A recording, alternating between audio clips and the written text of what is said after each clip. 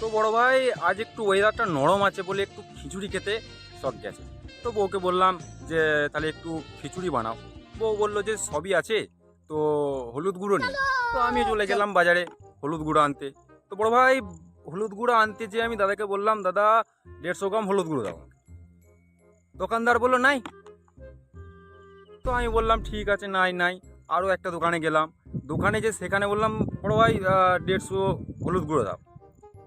বলছে দাদা হলুদ গুঁড়োর দাম বেড়ে গেছে। আমি বললাম কেন দাম বেড়ে গেছে কেন?